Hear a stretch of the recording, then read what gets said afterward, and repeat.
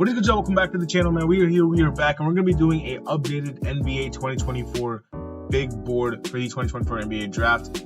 Listen, man, we're going to be doing a big board because we haven't done a big board on this channel yet for this draft class. I've done a couple of mock drafts and a video where I talked about like the biggest sleepers. If you guys enjoyed that, make sure you guys leave a like and subscribe if you guys are new. And if you guys want me to keep doing, and pushing out this draft content, which I think is my niche on this channel, so I'm going to keep doing that for a while. Make sure you guys leave a like, subscribe if you guys are new, comment down below. Go check out the videos that I mentioned. I really loved the video that I did about like my top 5 sleepers. Like, you guys are gonna love that if you guys go check that out. So yeah, we're gonna be going into my personal big board. Like, this is a creator that I found. Fanspo is like I believe like it's like the hub for all draft content now. So yeah, like they have mock drafts and big boards creators. This is not an ad, by the way, it's just for you guys to check it out. But yeah, I'm gonna be creating mine on here, so make sure you guys follow along. And this is just my opinion. This is just what I believe should be the top 30 prospects in the 2024 NBA draft. And yeah, let's get right into it. So we're gonna start off with, I believe, the consensus #1 draft pick, which is Alex Sarr. I feel like he is the safest. Shoot, I got it. I don't think I should press enter there, but yeah, I think he's the safest pick. Out of all the picks, he's just a guy that listen, like whoever gets him, whether it's the Hawks or the Wizards or whoever picks him, which I believe the Hawks will, they're just gonna be getting the overall like the safest player in the class, like the guy who I believe can easily reach what he's projected to be. Like, I compare him to like an Evan Mobley type player. But yeah, Alex Sarr I think is by far the safest prospect. A lot of these guys who will be following up, they kind of lack one or two things that could really like make or break their careers. But Alex Sarr is a guy that can come in and impact the game right away.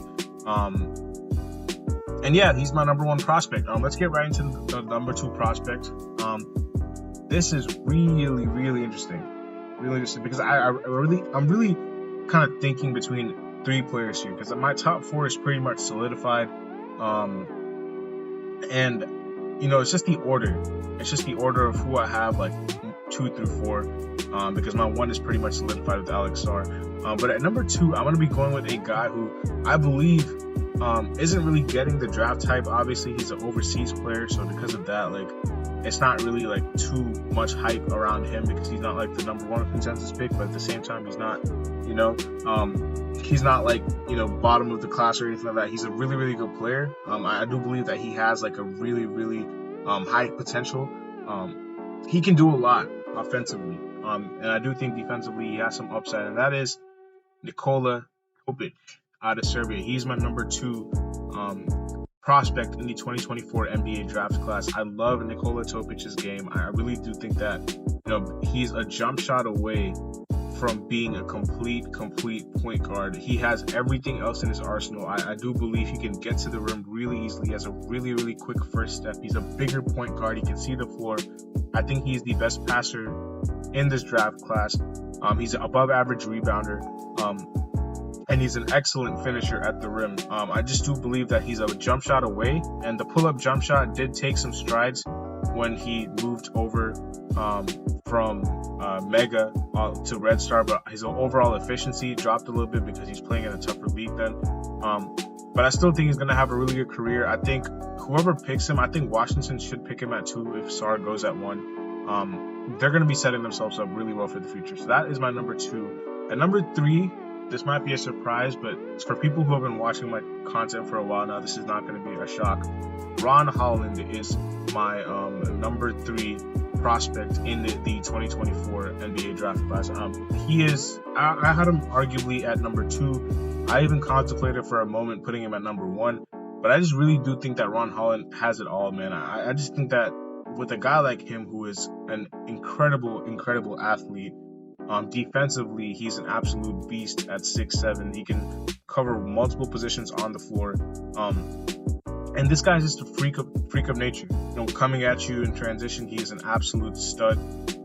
Can jump out the gym. Again, the jump shot, a little bit of a question mark with him, but I do buy, everything else. I'm not sure if, how good the jump shot will be, but this is a guy that, if you have on your team, he can still be a really, really impactful energy guy. You know what I'm saying? Like, this is a guy who can change a game just by his athleticism and his activity. Like, you'll notice his presence no matter if he's making his shots or not. That's the great thing about Ron Holland. So he is my number 3.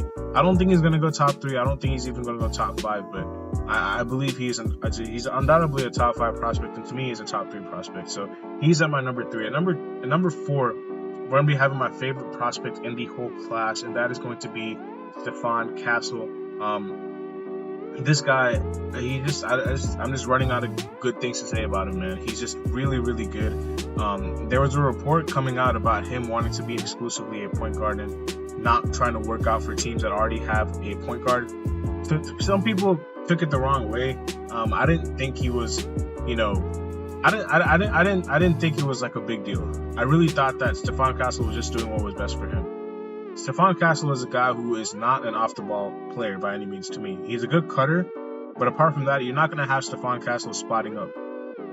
I do buy that his shot can improve, but right now, with his skill set, he's a guy that thrives with the balls in his hands. So why would he go to a team that already has an established point guard? That doesn't make sense to me. So that's why, it doesn't make sense for a team to pick him. I've seen a lot of people mocking him to Charlotte. I don't like that fit at all because, you want guys who are going to be knockdown shooters next to LaMelo, and Stephon Castle right now is just not that. Maybe he can become a knockdown shooter, and I do buy his shot mechanics. I think they're pretty good, but he's definitely more of a guy that will do a lot more damage with the ball in his hand. So that's why I have him as a true point guard. Even though he didn't play that at UConn, a lot of people have to realize that Stephon Castle was a freshman at UConn, and he was playing behind if he was going to be playing point guard, he was going to have to compete with Tristan Newton, who was the veteran point guard of that team for years. So why would Dan Hurley have put Stephon Castle over Tristan Newton? He didn't. They just had Stephon Castle playing the 3, and he was kind of playing like a point forward role at times, and it worked because they won the national championship. So yeah, he didn't play like a true point guard position, but they are, because that was, the only reason for that is because they already had a point guard on their team for the future. Or not for the future, for who's been there for like a couple years. I think Tristan Newton was a senior. So Stephon Castle played point guard all of high school. To me, he is a true point guard. I know a lot of people don't believe that, but to me, he has point guard skills. He is a good passer. I think him at number 4 to the Spurs is a really good fit. He's also an absolute beast defensively, and I do buy the jump shot. I think the jump shot is a lot more. To me, like if you were to compare him and Ron Holland, whose jump shot am I buying? I'm buying Stephon Castle's jump shot 100% of the time. So he's my number 4. At number 5, we're gonna have a guy who definitely can shoot the ball, and that is Rob Dillingham. Rob with the ships, man. This guy is an absolute beast of an offensive player. He can do a lot. He can do a lot offensively. He's really, really skilled with the ball in his hands. Probably the best handle in the class. Definitely, to me, the best handle in the class. Best shot creator in the class to me. Like, this guy can just create shots for himself like no other. And he is just a guy with his handle, with his ability to just stop on a dime. I've seen Darius Garland comps. I like Darius Garland as the comps. I also like Kemba Walker as a comp. If you guys want to go that route, where would I see him best fitting? I had him going to the Spurs at 8. Him and Stephon Castle both going there. Because to me, Rob Dillingham can play off the ball. He can play as a combo. But you can also have him in a team like, if you want to put him next to LaMelo in Charlotte. I don't really go based on like listed positions and stuff like that. I really do think that it just comes down to their play styles. Even though it says Rob Dillingham is a point guard, to me he plays more like a 2. And even though Stephon Castle played as a small forward, he plays more like a 1 to me. So that's why, listed positions and stuff from college and what they played in the past, all of that is cool. But if you just look at how they play and like what, areas of strengths that they carry, you can see that, this guy would fit good next to this player in the league or XYZ. Like that's how I kind of figure out where I would like players to go. To me, I think Rob Dillingham is a much better fit in Charlotte than Stephon Castle, just because of his ability to space the floor. And I do believe that he can take the pressure off of LaMelo, and he can also create shots for himself when LaMelo is on the bench or whatnot. So that's why, I make that comparison with, who I think would be a good fit in this location or whatnot. I just go by like what their play style is and, you know, how they can complement certain players. But he is my number 5. At number 6, I'm going to have a guy that I really, really like. Now, you guys are probably wondering, where is Zachary Risacher? I am not a huge Zachary Risacher guy. I'm not. I haven't been. We'll get to him, though. He's not too far, you know, from number 6. Matas Buzelis is my number 6. I just love Matas's game. I just think it's super well-rounded. I don't really think there's any like big holes in his game. Like, I think he can do a little bit of everything. It reminds me a lot like him and Franz Wagner. To me, I feel like that's a perfect comp. He can do a little bit of everything. And people, you know, I remember when Franz Wagner were coming into the draft, a lot of people were like extremely turned off by Franz Wagner. I mean, I understand like the performance with Michigan wasn't the best during that during the NCAA season, the March Madness. But Matas Buzelis carries like a lot of similar traits that Franz Wagner does. 6'10", can handle the ball, can pass, can shoot, can rebound, can defend. Sounds a lot to me like Franz Wagner, and I do believe that he can really, really, you know, carry that comp, and he can play to it.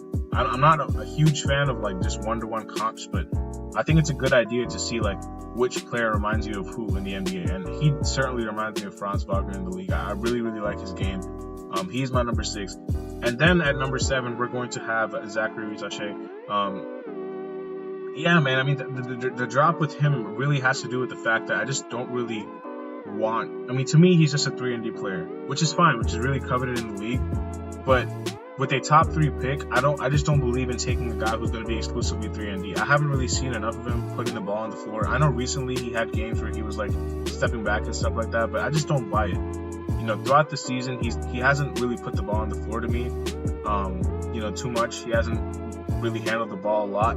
He's really just been a stationary 6'10" shooter, or not stationary. He's moved around and stuff, movement and stuff like that. But he's been a catch and shoot guy, a catch and shoot player who can defend. He's a good defender. He's a 3-and-D player. He's a 3-and-D player to me. I just don't believe that, you know, it's worth taking a 3-and-D player with the top 3 pick.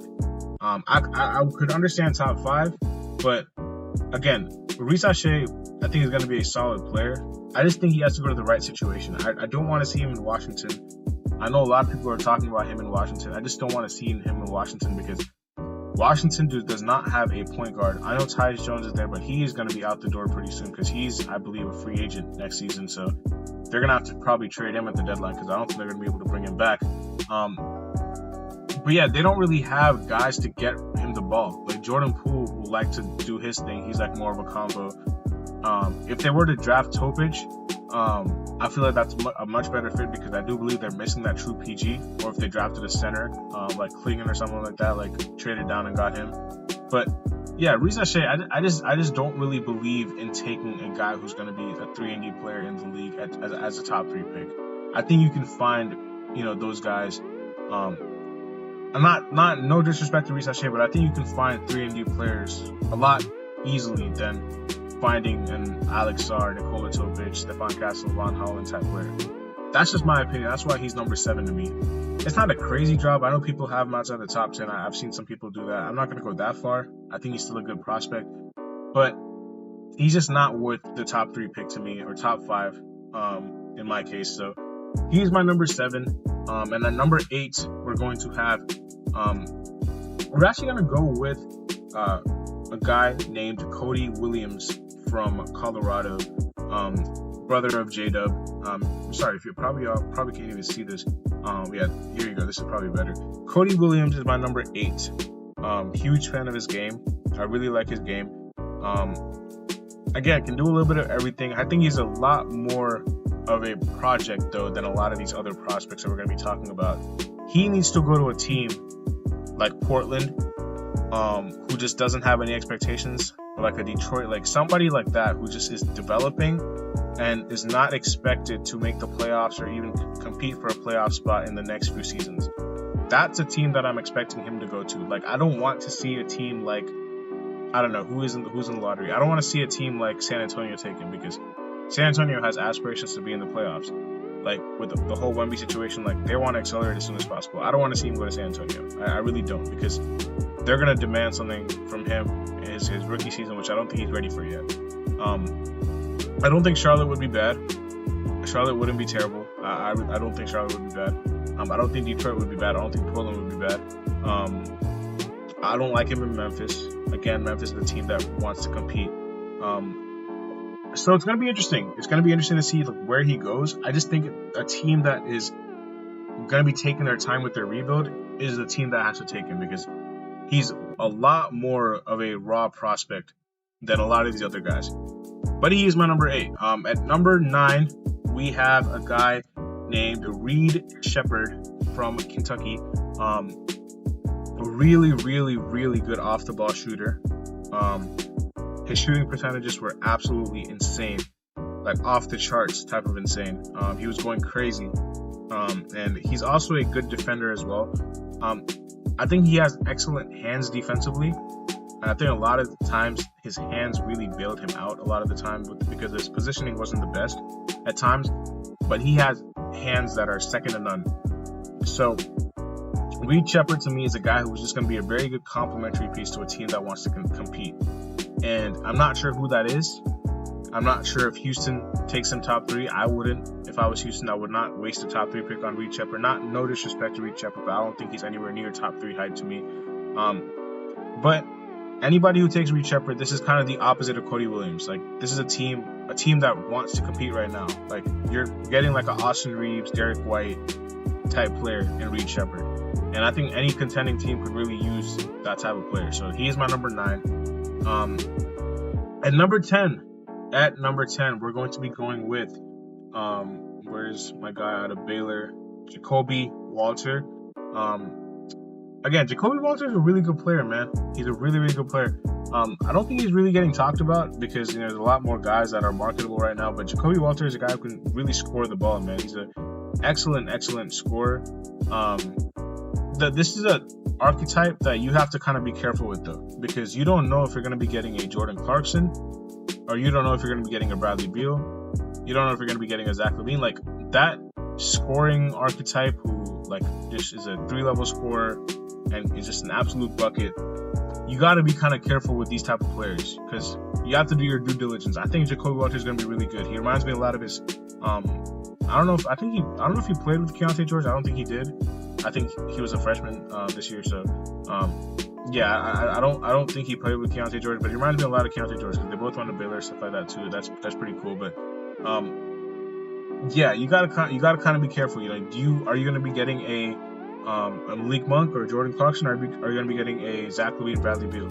And obviously, right now, Bradley Beal's taking a dip, and so is Zach LaVine. But I'm talking about like prime versions.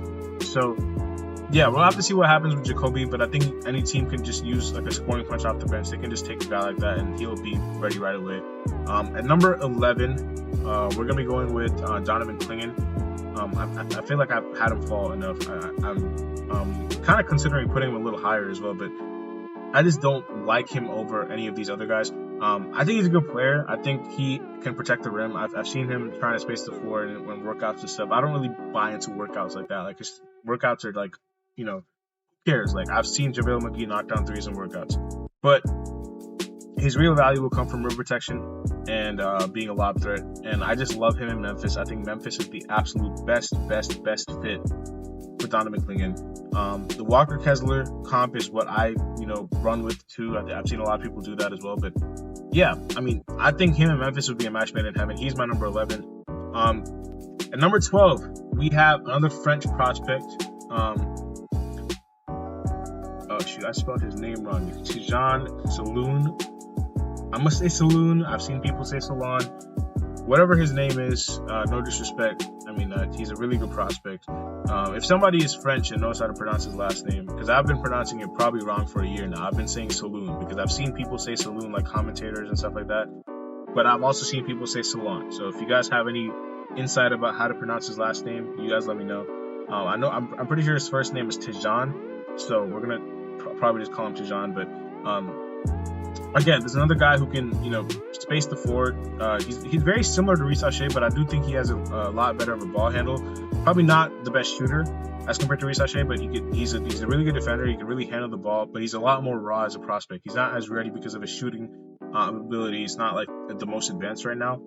But a team like Portland, I think, could absolutely take Saloon or Tajon, sorry, and then even a team like Chicago.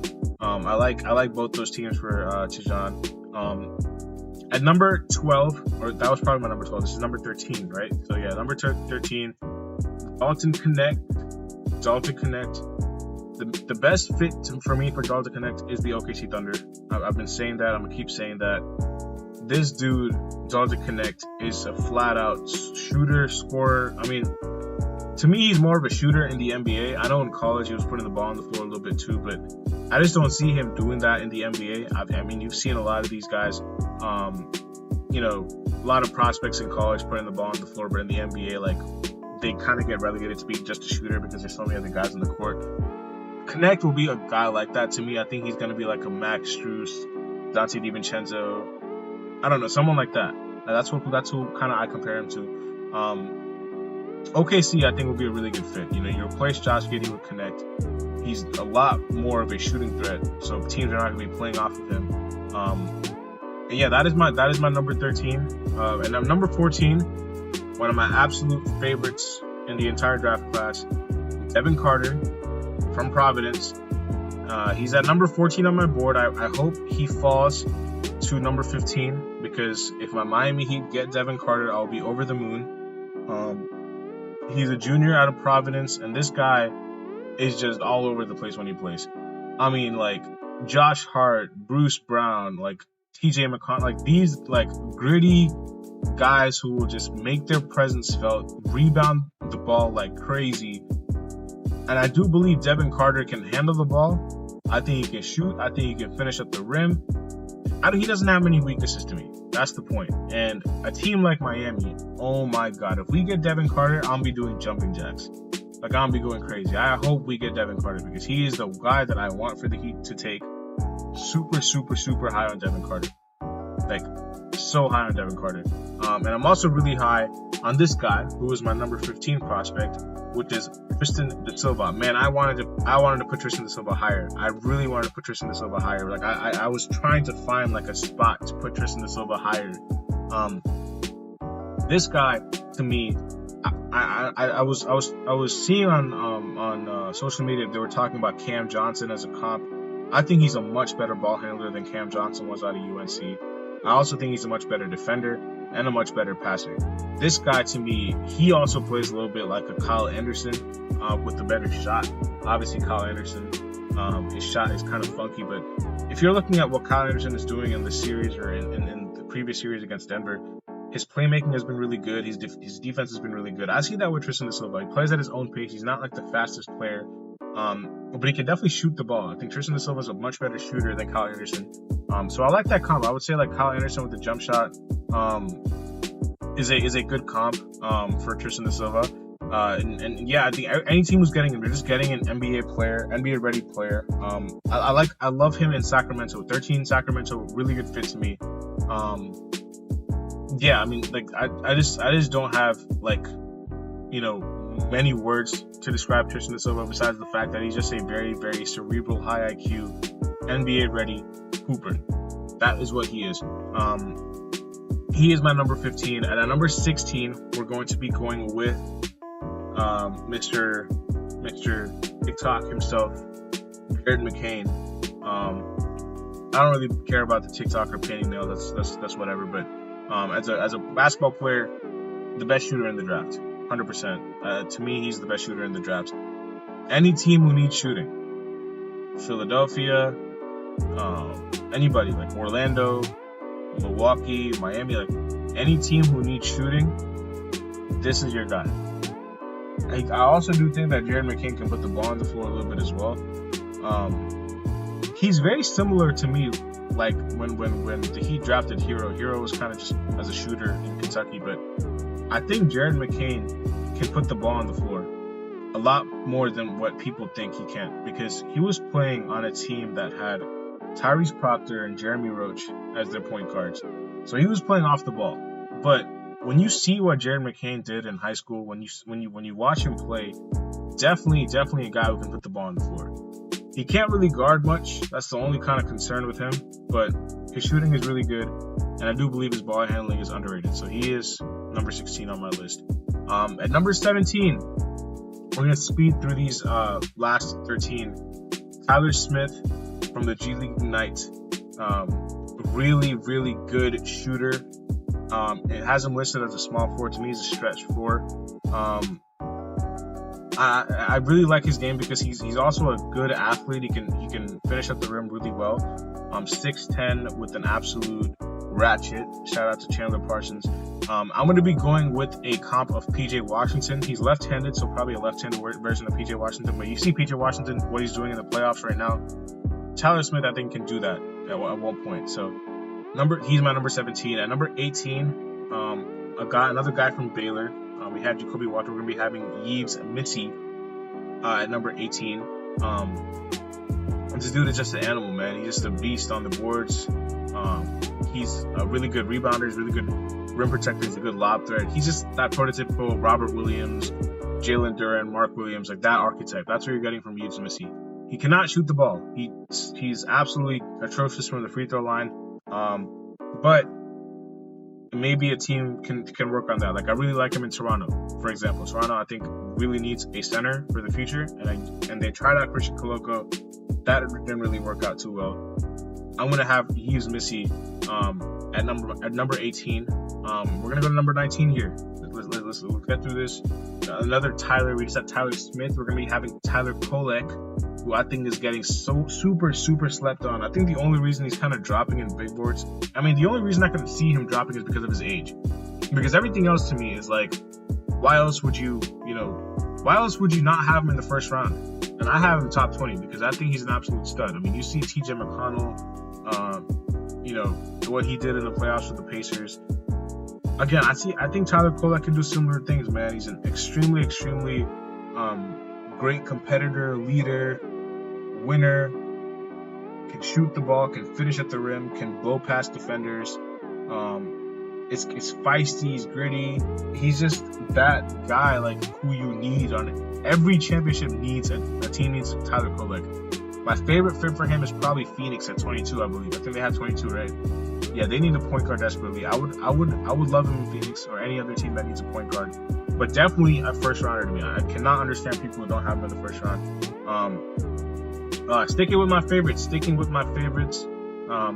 Bub Carrington. They have him as Carlton here, which is fine. But Bub Carrington, just an absolute bucket. Lou Williams, Bones Highland, like these guys who can just score the ball at an elite level. Pull-up jump shot is absolutely masterful from Bub Carrington. He struggles at the rim a little bit, but can shoot the ball extremely well. He's at my number 20. My number 21 is going to be Ron Holmes from Dayton. Deron Holmes, man. Listen, the thing about Deron Holmes is people are gonna be like very, very like turned off about Deron Holmes in the fact that he's undersized, 6'10", he's a junior. But Deron Holmes has 0 weaknesses offensively. Can shoot the ball, can finish at the rim, can catch lobs, he's super athletic, defensively can protect the rim, and also think he can switch. He's one of my favorite prospects in this draft. He's one of my favorite centers in this draft. I wanted to put him top 20, but I just didn't know who to put him over. But he is definitely in top 22, top 21 consideration. I just realized I forgot a player in my big board, so I actually have to add him right now. It's Isaiah Collier. I completely forgot. He's over Jared McCain to me. So he's what is he, number 15? Isaiah Collier. We gotta drag him and put him right here. Yeah. So Isaiah Collier, if you guys can see, he's number 16. I'm so sorry about that. I forgot about Isaiah Collier, but he is at my number 16. Extremely big point guard. Stocky, can finish at the rim, can guard you really well. The shot is like the only concern with him, but I do buy the fact that he can improve it. Going back to number 23, we just finished Deron Holmes. We're gonna go with Kyle Filipowski out of Duke next. I'm not a huge fan, like a lot of people are. That's why he's at 23. A lot of people have him like even lottery, but I just don't see it with him. I think he can shoot the ball, but apart from that, like, you're getting a stretch 4, you're getting a stretch 5 or stretch 4, 7-foot guy who can shoot the ball. Apart from that, I just don't really see where he's producing in the league, which is fine. He's still worth the first round grade to me, but he's just not as high as a lot of people are. A lot of people have him. At number 24, Kevin McCullough from Kansas, senior. This is like the Jaime Jaquez of this year's draft. He unfortunately didn't play in the tournament, but this guy's a Swiss Army knife, doing a little bit of everything at 6'7". He's a senior, very high IQ player. I just love his game. He's gonna be a team like I think Cleveland could definitely take Kevin McCullough and use him. Next, I think we have like 6 players left, so let's get through these fast. Indiana's Khalil Ware. I just think that this is a guy who, is a 7-foot absolute demon with his lob threat ability, his ability to protect the rim. And if you buy the shot, which a lot of people do, I'm kind of iffy on the shot. Maybe he can hit them, maybe he can't, but I definitely buy the ability of him being a lob threat and a rim protector. If the shot comes around, though, he could be a lot higher on this list. I'm just not sure about the shot yet. But this is a guy that last year could have declared for the draft as well. He was competing with Derek Lively. I believe him and Lively were like a big thing. Like, who would you rather have, Lively or Khalil Ware? And you see what Derek Lively has done this year. So, he was in those conversations. He was definitely in those conversations. It was a lot of people were taking Khalil Ware, including myself back then. Maybe I was wrong, and I probably was, because the way Derek Lively is playing, he's proven me wrong, because I wasn't high on Derek Lively at all last season. But Khalil Ware is going to be a good player for whoever takes him, like a Knicks or someone like that can take Khalil Ware and they can be happy. 5 players left. We're going to have the best defensive player in the draft going next, Ryan Dunn. What more do you have to say besides the fact that he's just an absolute stud defensively? Herb Jones, Andre Roberson, like defensive menace. That's all I have to say about Ryan Dunn, defensive menace. Next, I want to put this guy higher. I really wanted to put this guy higher, but just didn't really find a place to put higher. That's Johnny Furphy. He's like a Trey Murphy, the third type of player. He's a very good shooter. He's also a good defensive prospect as well. But he's my number 27. At number 28, we're going to be having, again, I'm not sure about the off-the-court issues with Terrence Shannon, but I gotta show love to Myelina. He absolutely carried us through the tournament, man. He was crazy. And he's a guy that off the bench, like a team like Denver or Minnesota, like one of these contending teams at the back of the first round, could definitely use a guy like Terrence Shannon. I absolutely love his game. I think he's like a Kelly Oubre type player, 3-and-D, but can also finish at the rim really well. He's super athletic, and can handle the ball too. So he is my number 28. 2 players left. Next player is going to be Miami's Kaishan George, point forward, like a Kevin Knox type prospect. The shot is like the only concern with Kaishan George. Like, it's just, is he going to be able to shoot the ball as well as he can? But the ball handling, the playmaking, the defensive prowess at 6'8" is really, really intriguing. Like another guy who I think can be like a project for a team who can really develop his skills, especially the shot. And last but not least, we're going to be going with a guy from Colorado State. That is going to be Nick Clifford, or Dominique Clifford. I call him Nick. He is my number 30. He is, I think, an absolute stud of a player. Really, really good mid-range shooter. Can do a little bit of everything. Can defend. Probably not to an elite level, but he's a solid level. Can score the ball. So he is my number 30. And that's going to be the conclusion of my big board. So again, this is, I'm not sure how to submit this or kind of blow this up, but let's see, save and update. I have to provide a name, so let's just say NBA 2024 draft board updated, and we'll just save it and we'll see if it even pops up. I'm just trying to see if I can even see it blow it up, but I think I just saved it. So anyways, this is my draft board. Alex Sarr, Nikola Topic, Ron Holland, Stephon Castle, Dillingham, Uzelis, Reese Shea, Cody Williams, Reed Shepard, Jacoby Walter, Klingon, DeJohn Saloon, Connect, Devin Carter, Tristan Da Silva, Isaiah Collier, Jared McCain, Tyler Smith, Yves Missy, Tyler Kolek, Carlton Carrington, Deron Holmes, Kyle Filipowski, Kevin McCullough, Khalil Word, Ryan Dunn, Johnny Furphy, Terrence Shannon, Kaishan George, and Neek Clifford will conclude my big board. Let me know what you guys enjoy this video, man. I'll see you later as always. Have a nice day. Peace.